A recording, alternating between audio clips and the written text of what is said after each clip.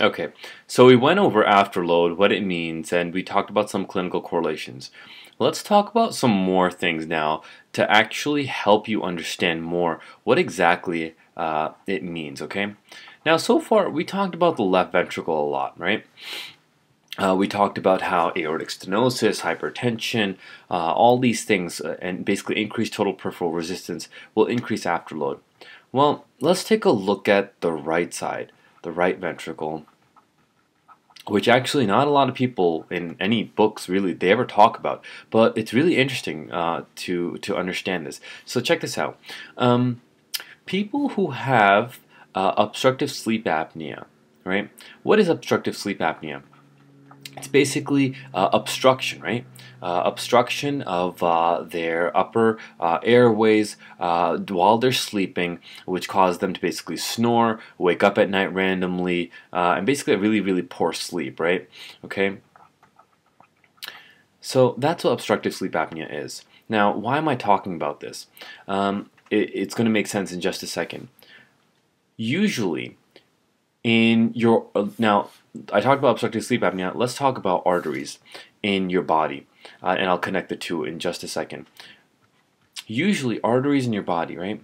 Let's say they're supplying certain skeletal muscles. Okay, when the muscle feels hypoxic, it doesn't have enough oxygen. It has decreased oxygen. What does it do to the arterioles? It vasodilates them. Why? To allow, it vasodilates them, so if that's what it looked like before, it's a lot bigger now, to allow more blood. Because once we get more blood, more hemoglobin, more oxygen, right? That's what usually happens. But in the lungs, okay, in the lungs, the opposite happens, okay? Why? Okay, so let's check this out. I have a certain distribution of the arterioles. Okay.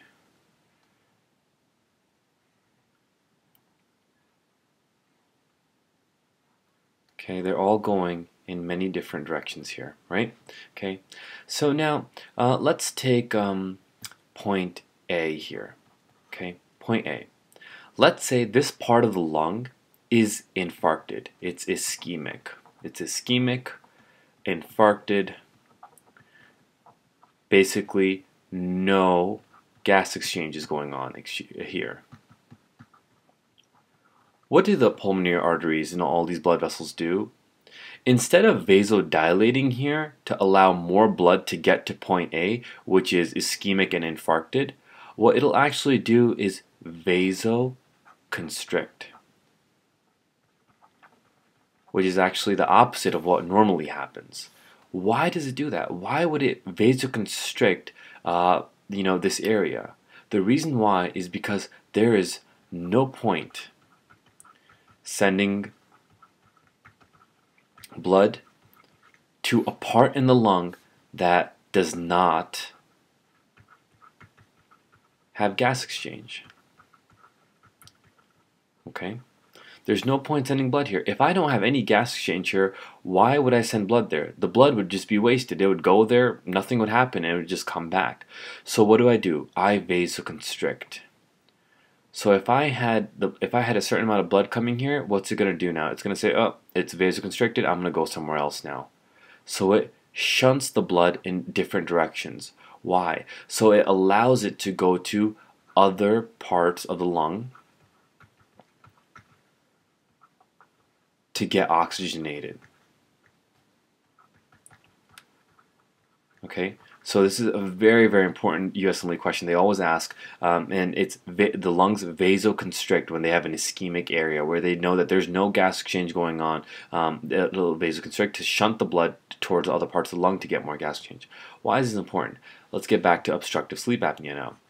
In obstructive sleep apnea, what's happening is that if your lungs, if you're not bringing in any air, what's going on? If there's no air going in into the alveoli, there's no oxygen here. No oxygen. Well, what are your blood vessels going to do here? They're going to vasoconstrict again. Vasoconstrict. Why? Because there's no point sending blood here. Because if there's no oxygen here, why would I want to send hemoglobin here, right? So it vasoconstricts. Now, in obstructive sleep apnea patients, this is happening everywhere in their lung, all over the place.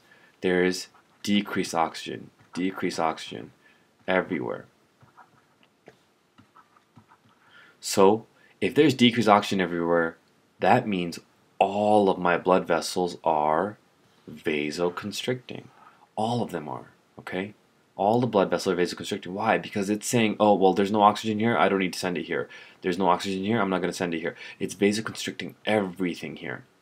So now, let's take a look. If it's vasoconstricting everything, what is that doing to my afterload? Let's think about it, right? So if I have my right ventricle here, I'm sending blood through the pulmonary artery. This is my pulmonary artery into my lungs here, right? To get oxygenated. The blood coming in here is not oxygen. So if I increase my afterload here, that's exactly what I'm doing, right? If I'm vasoconstricting all of these things, what am I doing? I'm increasing total peripheral resistance. And by doing that, I'm increasing my afterload. I'm making all these arteries more narrow here. So it's more difficult to send blood here. A lot more difficult.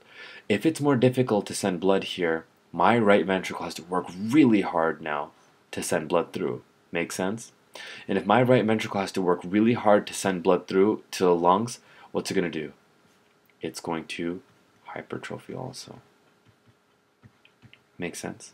Okay, same thing now. If one of the biggest signs is right ventricular hypertrophy. So they might ask you, they might say, oh, this patient snores a lot, they wake up a lot at night, they're obese, they have a BMI of 40, etc., all leading to obstructive sleep apnea, and they ask you, which of the following changes would you expect in their heart?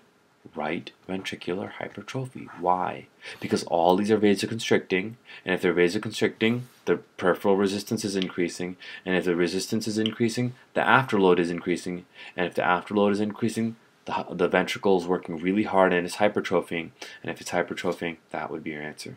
Does that make sense? Okay, let's take a look at another example now. Okay, if you understood that, let me give you another correlation here. And again, guys, they don't talk about this stuff in the books here. You have to take this concept. You see how I'm taking this afterload concept and applying it all over the place here? That's exactly what you have to do. It's not about facts. It's about the concepts you learn and how you apply them. Okay, that's the test makers here. A monkey could memorize, obstructive sleep apnea causes right ventricular hypertrophy, right? Anyone can memorize that, okay? But you have to understand how, why, okay? And that's what's the big difference here between the people who pass and get really good scores, okay? So let's take a look at pulmonary embolism. What's that? It's when I have a emboli getting stuck, in one of my arteries here, right? Just gets stuck here. All right. In some part of the pulmonary artery. Right? So how does it happen? Well, let's take a look at the heart. Okay, I have my IVC here. My IVC, my right atrium, left atrium. Right ventricle. And from here, it goes into the pulmonary artery to the lungs. Right? Okay.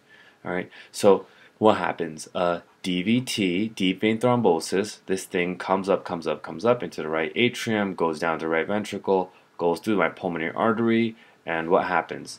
In some part of the lung, okay, in some blood vessel, that emboli is going to go and it's just going to get stuck there, okay?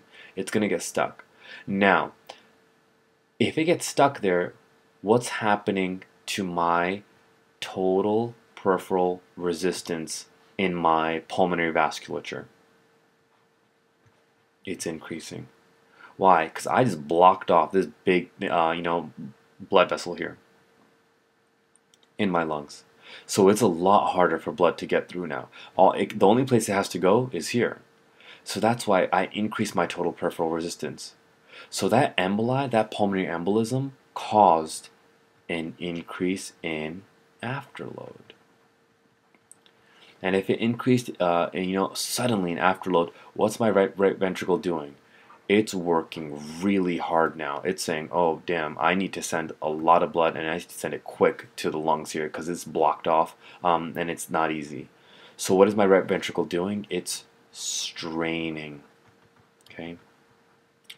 That's what they call it. Right ventricular strain is one of the big things that you see in a patient with a big pulmonary embolism.